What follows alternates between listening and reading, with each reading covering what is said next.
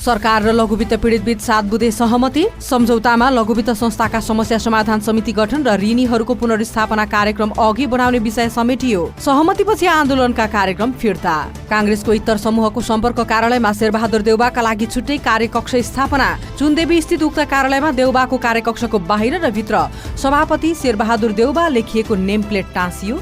5 महिनापछि स्वदेश फर्किनुभएका देउबाले भन्नुभयो, म नेता मात्र होइन, नेपालको आजीवन नागरिक हुँ। आफू शक्ति प्राप्त गर्न नभई राष्ट्रिय एकता सुदृढ गर्न फर्किएको देउबाको भनाई। गगन थापा नेतृत्वको कांग्रेसद्वारा युवालाई सक्षम र क्षमतावान बनाउन बिउ अभियानको घोषणा।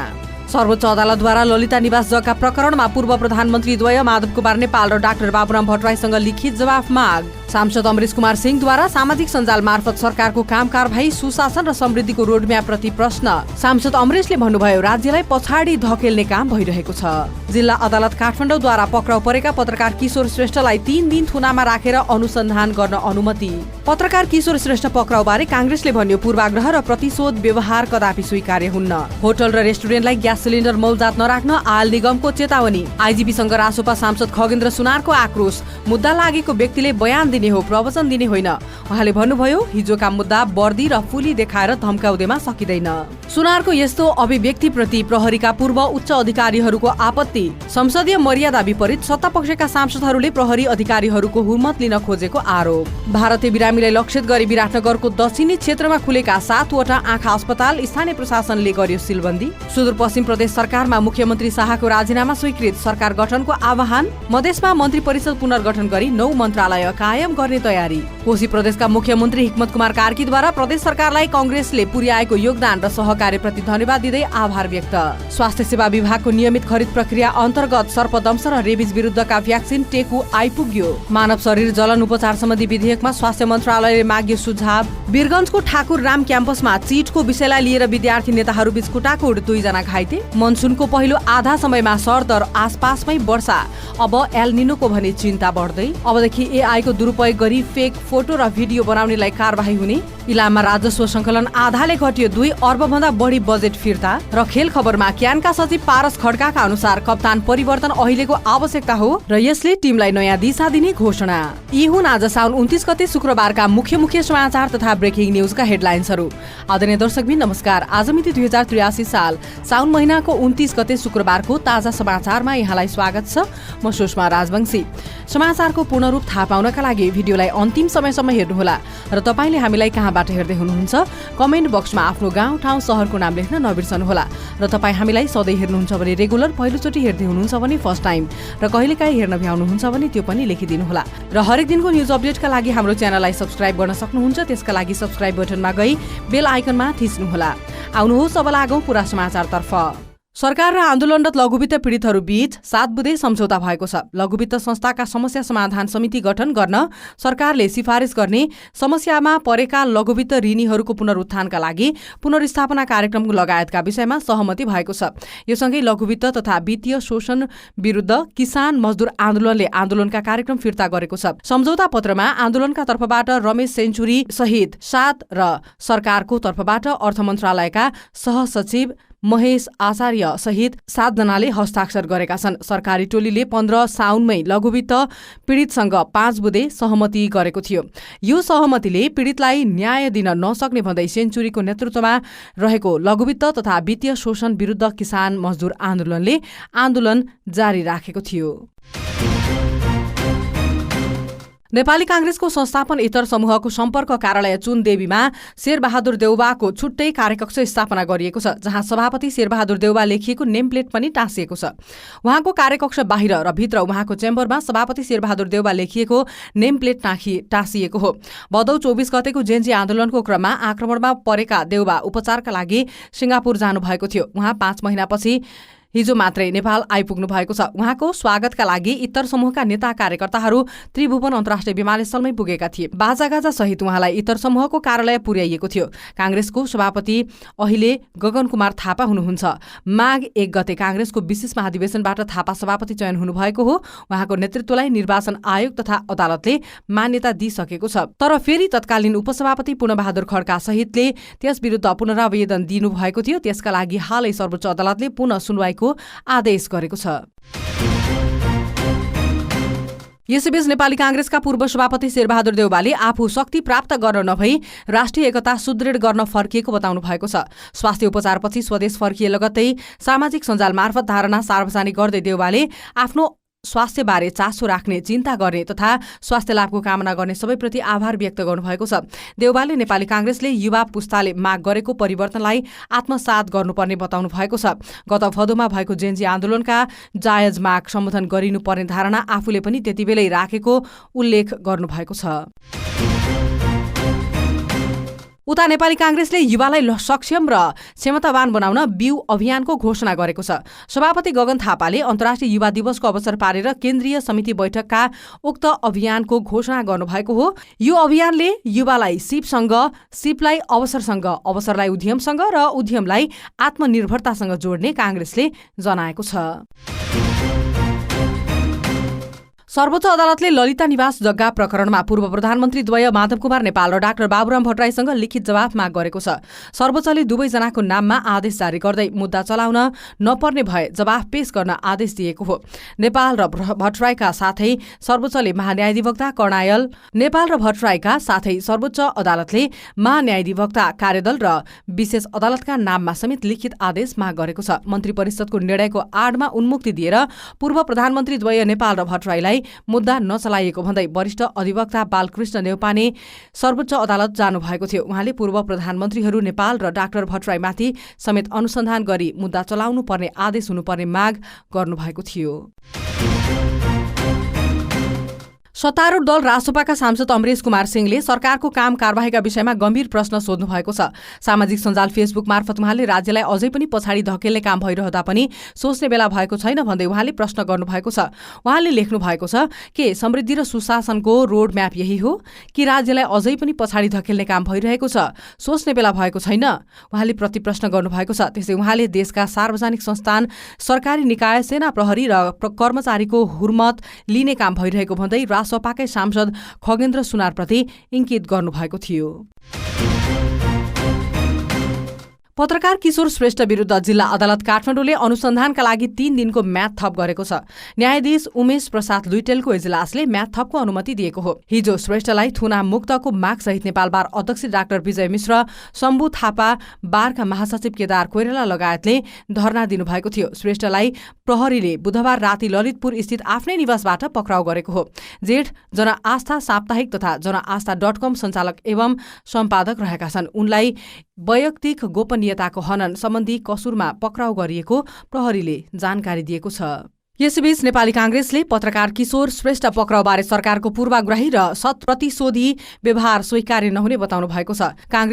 हिजो बसेको कांग्रेसको केन्द्रीय समितिको बैठकको निर्णयमा सो कुरा उल्लेख रहेको छ। प्रेस काउन्सिल नेपालका पूर्व अध्यक्ष एवं जनआशा साप्ताहिकका सम्पादक किशोर श्रेष्ठलाई मध्यराति गरिएको गिरफ्तारी, पत्रिकाको कार्यालयमा गरिएको खानतलासी र अदालतमा उपस्थित गराई हतकडी लगाइएको घटनाप्रति नेपाली कांग्रेसको गम्भीर ध्यानाकर्षण भएको छ, बैठकमा भनिएको छ।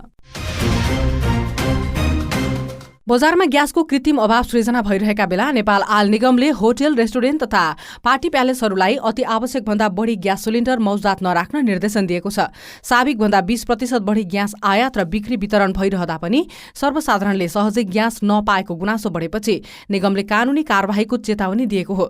निगमले बिहिबार गत असार 31 देखि बजारमा 14.2 किलोग्रामका भरी सिलिन्डर पर्याप्त मात्रामा बिक्री वितरण भइरहेको जनाएको छ। तर व्यावसायिक प्रतिष्ठानहरूले अनावश्यक रूपमा सिलिन्डर सञ्चित गर्दा आम उपभोक्ताले शास्ति खेप्नु परेको निगमको ठहर छ। राष्ट्रिय स्वतन्त्र पार्टी रासपाका खगेन्द्र सुनारले राष्ट्रिय स्वतन्त्र पार्टी रासपाका सांसद खगेन्द्र सुनारले नेपाल प्रहरी महानिरीक्षक आइजिपी दानबहादुर कार्की लक्षित गर्दै फेरि अभिव्यक्ति दिनुभएको छ। फेसबुकमा सांसद सुनारले राख्नु भएको स्टाटसमा वर्दी र फुली देखाएर धम्क्याउँदैमा हिजोका मुद्दाहरू नसकिने टिप्पणी गरिएको छ। अर्ब भन्दा धेरै राज्यमा बेरुजु छ, भ्रष्टाचार, घोटाला, अनियमितता काण्ड त कति हो कति उहाँले लेख्नु भएको छ। राज्यको आर्थिक हिसाब किताबको छलफल गर्ने सार्वजनिक लेखा समितिमा हामी छौं। हामीले मुख मिठ्याउँदा जनताको मुख तितो हुन्छ। आफूले तितो बोल्दा भोका नाङ्गा पिँधका जनताको मुख मिठो हुने दिन आउने भन्दै उहाँले धेरै तितो बोल्न बाँकी रहेको पनि उल्लेख गर्नुभएको छ। ऊर्जा जनस्रोत तथा सिँचाइ मन्त्री विराजभक्त श्रेष्ठले आफ्नो सल्लाहकार समूहलाई पूर्णता दिनुभएको छ। उहाँले 3 जना नयाँ सल्लाहकार नियुक्त गरेसँगै मन्त्रीको सल्लाहकार समूहले पूर्णता पाएको हो। मन्त्री श्रेष्ठले आशुतोष तिवारीलाई योजना तथा लगानी सल्लाहकार, रमेश पौडेललाई नीति सल्लाहकार र गणेश कार्कीलाई निजी क्षेत्रको सल्लाहकार नियुक्त गर्नुभएको छ। यसअघि नै उहाँले विवेक राज कणेललाई ऊर्जा सल्लाहकारका रूपमा नियुक्त गरिसक्नु भएको छ। भारतीय बिरामीलाई लक्षित गर्दै विराटनगरको दक्षिणी क्षेत्रमा खुलेका 7 वटा आँखा अस्पताल स्थानीय प्रशासनले सिलबन्दी गरेको छ। न्यूनतम मापदण्ड समेत पूरा नगरी सञ्चालनमा रहेका 7 वटा आँखा अस्पताल तथा प्रयोगशाला ल्याबलाई प्रशासनले सिलबन्दी गरेको हो। सहायक प्रमुख जिल्ला अधिकारी पवन राज कोइरालाको नेतृत्वमा आज र भोलि गरेको अनुगमनपछि विराटनगर महानगरपालिका 14 मा रहेका विराट आँखा अस्पताल, विराटनगर 15 मा रहेको इफ्राहा आँखा अस्पताल, विराटनगर 10 मा रहेको चिरञ्जीवी आई केयर, विराटनगर 13 मा रहेको हिमाल आँखा अस्पताल, विराटनगर 9 मा रहेको विराट रानी आँखा अस्पताल, विराटनगर 15 मा रहेको अखण्ड ज्योति आँखा अस्पताल र विराटनगर 15 मा रहेको नेपाल आँखा अस्पताल सिलबन्दी गरिएको हो। अनुगमन टोलीका अनुसार यी अस्पतालहरूले सरकारले तोकेको न्यूनतम भौतिक पूर्वाधार पनि जनशक्ति र प्राविधिक मापदण्ड पूरा नगरी बिरामीहरूको स्वास्थ्यमाथि नै खेलवाड गरेका थिए।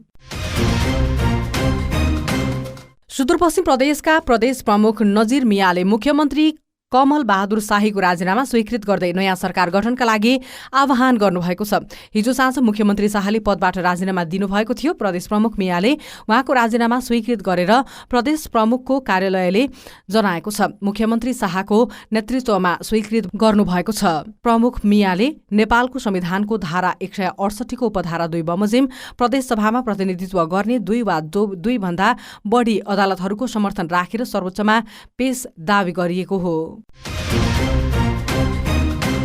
मध्य प्रदेश सरकारमा मन्त्री परिषद पुनर्गठन गरी मन्त्रालय घटाउने तयारी भइरहेको छ।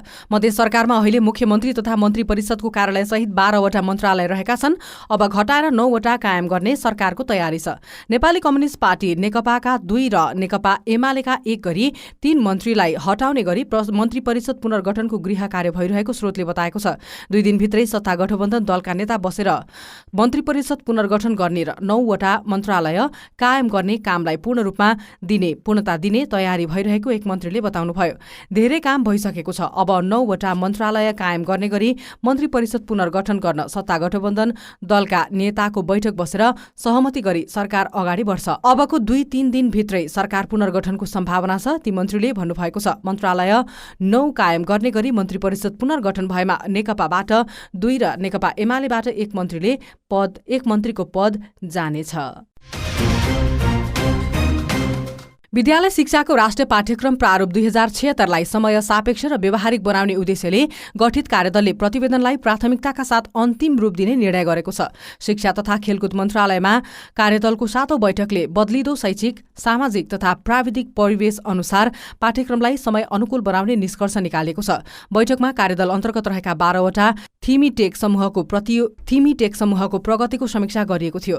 थिमीटेक समूहका सदस्यहरूले आफ्नो समूहको कार्य प्रगति, कार्यान्वयन, कार्यव्यवस्था र विश्लेषण प्रस्तुत गरेका थिए। शिक्षा तथा खेलकुद मन्त्रीका प्रमुख सल्लाहकार शैलेन्द्र झाले आगामी शैक्षिक सत्रदेखि नै कार्यान्वयन गर्न सकिने गरी राष्ट्रिय पाठ्यक्रम प्रारूप तयार पार्नुपर्नेमा जोड दिनुभएको छ। स्वास्थ्य सेवा विभागको नियमित खरिद प्रक्रिया अन्तर्गत सर्पदंशको उपचारमा प्रयोग हुने भ्याक्सिन आइपुगेको छ। हिजो साँझ 5 बजे 8200 फाइल भ्याक्सिन टेको स्थित केन्द्रीय भ्याक्सिन स्टोरमा प्राप्त भएको छ। यसैगरी रेबिज विरुद्ध प्रयोग हुने 17600 फाइल रेबिज ERIG समेत केन्द्रीय भ्याक्सिन स्टोरमा प्राप्त भएको छ। स्वास्थ्य सेवा विभागका निमित्त महानिर्देशक डाक्टर अनुज पटचनका अनुसार आवश्यक प्रक्रिया पूरा गरी प्राप्त स्थानीयहरूमा भ्यानहरू सहित प्रक्रिया पूरा गरी प्राप्त भ्याक्सिनहरू 7 वटै प्रदेशमा स्वास्थ्य आपूर्ति केन्द्र मार्फत सम्बन्धित स्वास्थ्य संस्थामा वितरण गरिनेछ।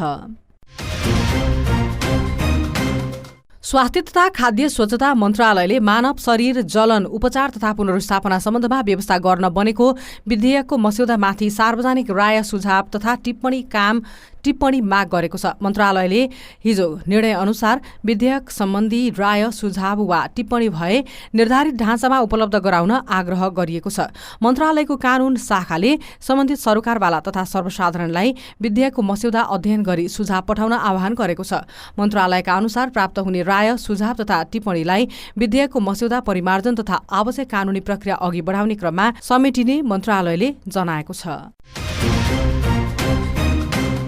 वीरगञ्ज 10 स्थित ठाकुरराम बहुमुखी क्याम्पसमा हिजो परीक्षामा एक परीक्षार्थीले मोबाइल प्रयोग गरेर चिट चोरेको विषयमा विद्यार्थी नेताका दुई समूहबीच विवाद भई कुटाकुट समेत भएको छ। हिजो क्याम्पसमा एमालेको फर्स्ट सेमेस्टरको परीक्षा चलिरहेका बेला परीक्षा हल क्षेत्रभित्र एक परीक्षार्थीले मोबाइल फोनको प्रयोग गरेर उत्तर पुस्तिकामा उत्तर लेखिरहेको भेटिएपछि त्यसै विषयमा लिएर विद्यार्थी नेताहरूको दुई समूहबीच विवाद भई कुटाकुट नै भएको थियो। त्यसक्रममा प्रहरीले लाठीचार्ज गरेको थियो। परीक्षा दोहोरिरहेका बेला सोबिउ सदस्य समेत रहेका आयुष यादव र सोबिउ सभापति राजकुमार यादव पक्षबीच विवाद भई कुटाकुट हुँदा 2 जना घाइते भएका छन्। त्यसै क्याम्पसका एक कर्मचारीका अनुसार हिजो परीक्षामा परीक्षार्थी समेत रहेका सोबिउ सदस्य यादव क्याम्पसले गरेको सिट प्लानिङ अनुसारको परीक्षा कोठामा नबसी अर्कै कोठामा बसेका थिए। त्यसपछि परीक्षामा खटिएका निरीक्षकले सिट प्लानिङ गरिएको कोठामै जान सोबिउ सदस्य यादवलाई आग्रह गर्दा उहाँले विवाद गर्नुभएको थियो। नेपालमा यो वर्षको मनसुन आधा अवधि पूरा भइसक्दा देशभर सरदरको आसपास नै वर्षा भएको छ। जल तथा मौसम विज्ञान विभागका अनुसार जुन 1 देखि अगस्त 12 सम्म देशभर औसतमा 745 मिलिमिटर वर्षा भएको छ। यो यस अवधिमा हुने सरदर वर्षाको झण्डै 80% हो। मनसुन सुरु हुनु अघि अर्थात् प्री मनसुनमा पहाडी भूभागमा राम्रो वर्षा भएकाले पनि मुख्य बाली धान रोपाइँमा सकारात्मक असर परेको छ। कृषि विभागका अनुसार साउनको अन्तिम हप्तासम्म आइपुग्दा कुल धान खेती हुने क्षेत्रमध्येको क्षेत्रफल 96% अर्थात् 13,16,000 हेक्टर धेरै भूभागमा रोपाइँ सम्पन्न भइसकेको यी गएको वर्षहरूमा यही अवधिमा तुलना झण्डै 5%ले बढी हो भनिएको छ। प्रहरीले एआई तथा डिजिटल प्रविधिको दुरुपयोग गरी सामाजिक सञ्जालमा फेक फोटो र भिडियो बनाउने, भ्रामक सूचना फैलाउने र व्यक्तिको चरित्र हत्या गर्नेमाथि कानूनी कारबाही हुने भन्दै चेतावनी दिएको छ। प्रहरीको साइबर ब्युरोले सूचना निकालेर पछिल्लो समय एआई प्रविधिको दुरुपयोग गरी सामाजिक सञ्चालन तथा डिजिटल प्लेटफर्म मार्फत विभिन्न व्यक्ति तथा संस्थाहरूको कृत्रिम फोटो र भिडियो सिर्जना गर्ने, भ्रामक सूचना प्रकाशन गर्ने, चरित्र हत्या गर्ने अभिप्रायले श्रव्य दृश्य सामग्री तथा अभिव्यक्ति पनि सम्प्रेषण गर्ने लगायतका गतिविधि भइरहेको भन्दै सचेत गराएको हो। एक किसिमका कार्य मार्फत समाजमा त्रास सृजना गर्ने तथा व्यक्तिको चरित्र हत्या गर्ने जो कोही प्रचलित कानून बमोजिम कडा सजाय हुन सक्ने भन्दै प्रहरीले सचेत गराएको छ। अघिल्लो आर्थिक वर्षको तुलनामा गत आर्थिक वर्षमा इलाममा राजस्व संकलनमा भारी गिरावट आएको छ। आर्थिक वर्ष 2082-83 मा 52,86,58,378 मा राजस्व संकलन भएको छ। संघीय र कोशी प्रदेशका कार्यालयहरू मार्फत सो परिमाणमा राजस्व संकलन भएको कोष तथा लेखा नियन्त्रक कार्यालय इलामले जनाएको छ। सो अघिल्लो आर्थिक वर्ष 2081-82 को तुलनामा 50,67,69,509 अर्थात् 48.94% कमी हो। आर्थिक वर्ष 2082-83 मा संघर्षका कार्यक्रमहरू मार्फत रु 34,17,12,398 राजस्व संकलन भएको छ। अघिल्लो आर्थिक वर्ष 2081-82 मा संघका कार्यालयहरू मार्फत 84,82,76,407 राजस्व संकलन भएको थियो। नेपाली क्रिकेट टोलीमा अब खेल समाचार। नेपाली क्रिकेट टोलीमा लगातार हारपछि कप्तान परिवर्तन गरिएको छ, जस अनुसार रोहित पौडेलको स्थानमा सन्दीप लामिछाने नियुक्त भएका छन्। क्यानका सचिव पारस खड्काका अनुसार कप्तान परिवर्तन अहिलेको आवश्यकता हो र यसले टिमलाई नयाँ दिशा दिने अपेक्षा गरिएको छ। छनौट समितिको सल्लाह र टिमको दीर्घकालीन हितलाई ध्यानमा राख्दै यो निर्णय गरिएको उहाँले बताउनु भएको छ। यी हुन् आज साउन 29 गते शुक्रबारका मुख्य समाचार तथा ब्रेकिङ न्यूजहरू। समाचारलाई हेरिसकेपछि हाम्रो मेहनतका लागि भिडियोलाई एक लाइक अवश्य पनि गरिदिनुहोला र तपाईले हामीलाई कहाँबाट हेर्नुभयो कमेन्ट बक्समा तपाईको गाउँ ठाउँ शहरको नाम लेख्न नबिर्सनुहोला। साथै तपाई हामीलाई सधैँ हेर्नुहुन्छ भने रेगुलर, पहिलोचोटि हेर्दै हुनुहुन्छ भने फर्स्ट टाइम र कहिलेकाहीँ हेर्न भ्याउनुहुन्छ भने त्यो पनि लेखिदिनुहोला। र हरेक दिनको न्यूज अपडेटका लागि हाम्रो च्यानललाई सब्स्क्राइब गर्न सक्नुहुन्छ। त्यसका लागि सब्स्क्राइब बटनमा गई बेल आइकनमा थिच्नुहोला।